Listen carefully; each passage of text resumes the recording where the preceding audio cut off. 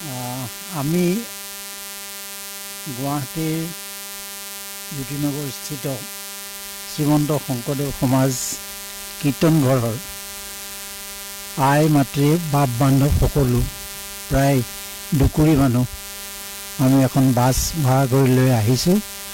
আজি আমি সত্ৰ দৰ্শন কৰিবলৈ এই মাঘ মাহৰ পবিত্ৰ মাহটোত আমি সত্ৰ দৰ্শন কৰি তীৰ্থ ভ্ৰমণৰ কাৰণে ওলাই আহিছোঁ। আমি আহি গণকুচি সত্ৰ প্ৰথমে পাটবাউসী সত্ৰত সোমালোঁ। তাত আমি শিকিলোঁ, তাত ভালেই হৈছে ব্যৱস্থাবিলাক। তাৰ যিটো মিউজিয়াম সংগ্ৰহালয় সেইটো ভাল লাগিল। তাতে আমাৰ শ্ৰীমন্ত শংকৰদেৱৰ পদশিলা আমি দেখা পালোঁ। আই কালিন্দীৰ শুৱনি বিচনাখন আমি দেখা পালোঁ।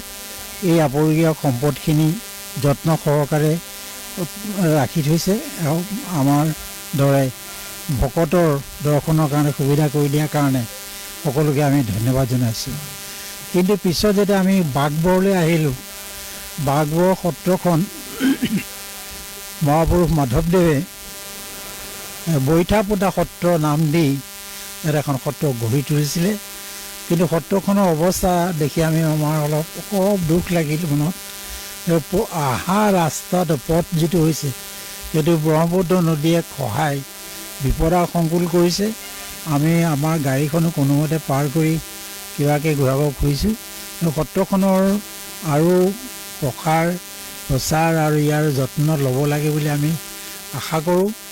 এই ক্ষেত্ৰত স্থানীয় কৰ্তৃপক্ষ প্ৰমুখ্যে চৰকাৰৰ আমি দৃষ্টিগোচৰ কৰিব বিচাৰোঁ, যাতে তেখেতসকলে অলপ চকু দি আমাৰ এই সত্ৰখন অলপ উন্নত কৰি উলিয়াৰ ব্যৱস্থাপনা ভাল কৰে, যাতে আমাৰ মহাপুৰুষৰ যিখিনি কীৰ্তি, মহাপুৰুষজনৰ যিখিনি সেইখিনি আমাৰ সমাজত প্ৰচাৰ হয়, প্ৰসাৰ হয় আৰু আমি সকলোৱে সেই গুৰু দুজনৰ প্ৰতি আমাৰ শ্ৰদ্ধা নিবেদি এইখিনিকে মই ক'লোঁ। মই চৰকাৰ আকৌ পুনৰবাৰ আমি অনুৰোধ কৰিছোঁ যাতে বিশেষকৈ গৰাখহনীয়া ব্যৱস্থাটো ল'ব লাগে, যাতে আমাৰ সত্ৰখন ব্ৰহ্মপুত্ৰই গ্ৰাস কৰি নেপেলায়।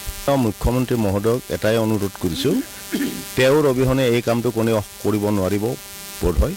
গতিকে তেওঁ যিটো পদক্ষেপ লৈ অসমৰ বিভিন্ন চুকে কোণে কাম কৰি গৈছে, মোৰ তেওঁৰ ওচৰত কাটৰ অনুৰোধ এই সত্ৰখন যাতে তেওঁ বচায় অনতিপলমে, নহ'লে আৰু খুব বেছি বছৰ নাথাকিব সত্ৰখন।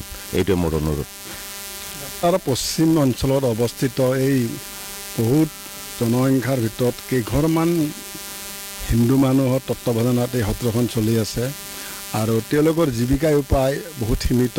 তেওঁলোক গৰাখহনীয়াত ক্ষতিগ্ৰস্ত লোক, তেওঁলোকৰ আৰ্থিক অৱস্থা অতি শোচনীয়।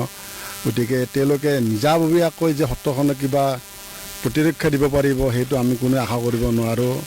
আমি আজি ধৰ্মপ্ৰাণ গুৱাহাটীবাসী লোকেতে আহিছোঁ। আমি সকলোৱে আমাৰ ফালৰ পৰা চৰকাৰৰ ওচৰত অনুৰোধ কৰিছোঁ, চৰকাৰে অকণমান চকু দিয়ক। চকু দি এই বৃহত্তৰ অঞ্চলত এখন মাত্ৰ আমাৰ হিন্দু ধৰ্মৰ মাধৱদেৱ প্ৰতিষ্ঠিত সত্ৰ আছে, সেইখনক ৰক্ষা কৰাৰ কাৰণে চৰকাৰে যি পাৰে সেইখিনি ব্যৱস্থা কৰক। আৰু আমি আশা কৰোঁ যদি চৰকাৰে ব্যৱস্থা লয়, এই সত্ৰখিনি ৰক্ষা কৰাৰ কাৰণে যথেষ্ট সুবিধা আছে। তেওঁলোকে অলপ ভালদৰে চিন্তা কৰক, ৰাইজে সুখ পাব। আমাৰ যিখিনি স্থানীয় ৰাইজ সেইখিনিও তেওঁলোকৰ অৱস্থা আমি আগতে ক'লোঁ ইমান ভাল নহয় যে তেওঁলোকে নিজাববীয়াকৈ কিবা কৰিব পাৰিব। যে তেওঁলোকৰ স্বাৰ্থত, আমাৰ মানুহখিনিৰ স্বাৰ্থত চৰকাৰে অকণমান মনোযোগ দিয়ক। ধন্যবাদ।